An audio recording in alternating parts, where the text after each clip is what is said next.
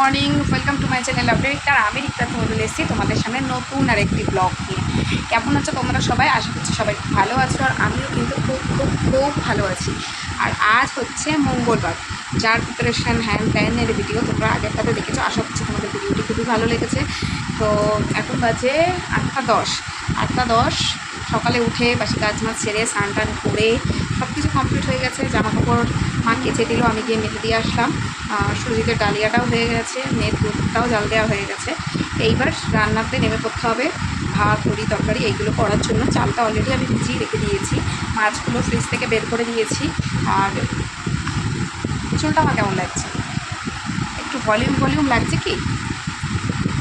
অনেক দিনের শখ ছিল এরকমভাবে চুল কাটবো। যাই হোক, এই শখটা কিন্তু পূরণ হলো। তোমরা যদি জানতে চাও যে এই চুলের কাটটা কী কাট, তো অবশ্যই আমাকে কমেন্টস করো। তো আমি অবশ্যই কমেন্টসে রিপ্লাই করে দেবো যে এই চুলের কাটটা কী কাট দিয়েছে আদৌ আমি চুলে। আমার চুল ছিল ঘোড়ার লেজের মতন, প্রায় পুরো কোমর অবধি। কিন্তু ওই চুল দেখে লাভ কি, যেই চুল একদম লিকলিকে, ওই চুল লম্বা করে কোনো লাভ নেই। তার থেকে ভাবলাম যে একটু ছোটো করে দিই। তো ছোটো করার পর ভীষণ বাদলে, ভীষণ মনে হচ্ছে অনেকটা চুল আছে গোছে, ভীষণ ভলিউম ফিল হচ্ছে। তো এখন যেহেতু স্নান করে উঠেছি, ভেজা আছে, আর এই গরমের হাত থেকেও কিন্তু অনেকটা রেহাই ছোটো চুলে। তো আগে যখন ছোটো ছিলাম তখন মনে হতো কি বড়ো চুল বড়ো চুল বড়ো চুল, আর এখন যখন বড়ো চুল আছে তখন আবার মনে হয় ছোটো চুলই ভালো, ছোটো চুল ভালো। মানুষ আজকাল কোনো কিছুতে শান্তি নেই। তো চলো বেশি হাট বকবো না, শুধু চলে যাবো রান্নার দিকে। কী কী রান্না হয়, কী কী করি সারাদিন, সবই তোমার সাথে শেয়ার করবো। তো সাথেই থাকো, সঙ্গে থাকো, একটু স্কিপ করো না। আশা করছি ভিডিওটি ভালো লাগবে। সো চলো, পরে দেখা হচ্ছে। রাত 2টোর সময় বসেছি ভয়েস ওভার দিতে, একটু হয়তো পাখার আওয়াজে সাউন্ড প্রবলেম হতে পারে। তো চলো ভিডিওটিতে স্কিপ ডিটেলসে বলে দিই। এখানে দুধ জাল দিতে বসিয়ে দিয়েছি। এখানে হচ্ছে ডালিয়া, আর শাড়িতে হচ্ছে ভাত। আর এই যে বেডশিটটা, যেটা আমার মা বিয়েবার্ষিকীতে আমাকে গিফট করেছে, আর ছাতা আর বেড বালিশের কভার মোভার মেয়ের, এটা তো আগেই শেয়ার করে দিয়েছি। আর এই দেখো সকালে রান্না এখানে হয়ে গেছে। এখানে এটা যেটা ডালটা হচ্ছে, এটা অনুষ্ঠানেরই ডাল, যেটা দুপুরের থেকেই খাওয়া দাওয়া হবে। আর এখানে হচ্ছে ওলের ডাঁটাটা তরকারি আর মাছের তেল। ওলের ডাঁটার তরকারিটা মাছের ডিমের বড়া দিয়ে করা হয়েছে। এইটা দুপুরবেলাতেই খাওয়া হবে। আর এখনও চলছে রান্না করেছেন। ছোট ছোট রান্নাগুলো আমার ওই 3 বার্নার গ্যাসেই হয়ে গেছে। তারপরে এখন এই আরেকটা বড় ওভেন ধরিয়ে পটল ভাপাটা আর মাংসটা করা হলো। তো মাংসটা দেখতেই পাচ্ছ এখানে পুরোপুরি রেডি। আর একটা রয়েছে চাটনি, এখানে রয়েছে পটল ভাপাটা। সমস্ত রান্নায় তোমাদেরকে একবার করে দেখিয়ে দিচ্ছি কেমন হয়েছে রান্নাগুলো, অবশ্যই দেখিও। এই যে মাছের ডিমের দিয়ে যে ওলের ডাঁটার তরকারিটা রান্না করা হয়েছিল। আর এখানে রয়েছে আমার মাসি যেহেতু মাংস খায় না, তো মাছের ডিমের বড়া দিয়ে মাথা দিয়ে মাছ দিয়ে ঝোল। আর হাঁড়িতে রয়েছে ভাত।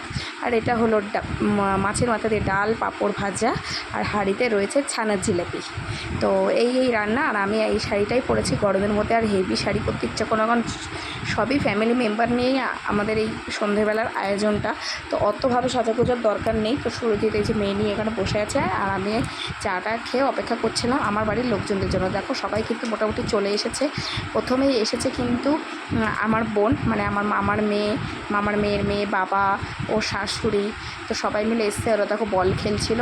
তারপরেই কিন্তু আস্তে আস্তে আরও লোকজন আসা শুরু করে দিয়েছে। যেমন তারপরেই এসেছে ছোট মামা, ছোট মামি, বোনু, তারপরে আমার বড় মামা আর বড় মামি, বড় মামার ছেলে, সবাই এসছে। সবাইকে একটুখানি ঠান্ডা গরম সব কিছু সার্ভ করা হোক। তো এটা হলো সবথেকে লাস্ট ব্যাচ। এর আগের ব্যাচের ফুটেজগুলো আমি শেয়ার করতে পারিনি, কারণ আমি খাবার সার্ভ করতে ব্যস্ত হয়ে গেছিলাম। তো সবারই মোটামুটি খাওয়া দাওয়া হয়ে গেছে। Hello everyone, good morning. তো কালকের ভিডিওটি শেষ করা হয়েছিল না, কারণ আজকে 1টা বেজে গেছিলো শুতে শুতে। তো মানে লোকজন মোটামুটি খাওয়া দাওয়া কমপ্লিট হতে 11:30 বেজেছিলো। তারপর সমস্ত কিছু গুছিয়ে গাছিয়ে নিয়ে বাড়তি খাবার দাবার ফ্রিজে মুখিয়ে দিয়ে সমস্ত মানুষ যাদেরকে মিশন দিয়েছিল সবাই এসেছিলো, কিছু লোক বাদ দিয়ে। তো কিছু একটা মানুষ বাদ দিয়ে তারা সবাই এসেছিলো। তো ভালোই গেল কালকের ইভিনিংটা, দারুণ এনজয় করলাম, দারুণ মজা করলাম। হয়তো কেক কাটিংটা হয়নি, এটা একটা অবভিয়াস সবাই ভাববে যে এই মা কেক কাটলো না কেন পার্টিতে। বাট ওই ধরনের জিনিসটা খুবই একদমই পছন্দ করে না, একদমই পছন্দ করে না। এখন যদি মেয়ের জন্মদিন হয় তাহলে হয়তো যে মেয়ে কেকটা কাটবে, তখন আমার মেয়েটা সবসময় বলেই যাচ্ছিলো যে পাপা কেক কখন কাটবা, মা কেক কখন কাটবা। কিন্তু পাপা বলছে সবাই ঘুমিয়ে পড়ি, রাত 12টা বাজবে তখন কেক কাটবো। এরকমভাবে ওকে বলে রাখা হচ্ছিলো, যেহেতু কেকটা কাটতে খুবই ভালোবাসে ওই জিনিসটা। তো যাই হোক, মেয়ের জন্মদিন যখন আসবে ইচ্ছা আছে একটু বড়ো করে ভালো করে করা, যেটা আগের বছরটা স্কিপ চলে গেছে। আমার দিদা যেহেতু ওই টাইমটা দিয়ে মারা গেছে, তো পরের বছরটা ইচ্ছা করে যাচ্ছে বড়ো করে ভালো করে সুন্দর করে করা। সবাই ভালো থাকে। আর সাউন্ডে হয়তো একটু প্রবলেম হতে পারে, কারণ মোটর চলছে। তাই সকালবেলায় আসলাম ভিডিওটি শেষ করার জন্য। আজকে সকালে এখনও মা ভাই ওরা আছে, বলছে তো রাত্রিরে চলে যাবে, দেখা যায় রাত্রে হলে সেটা টের পাওয়া যাবে। আজকের জন্য আর কোনো ভিডিও শ্যুট করছি না, কারণ রান্নাবান্নাও সেরকম নেই।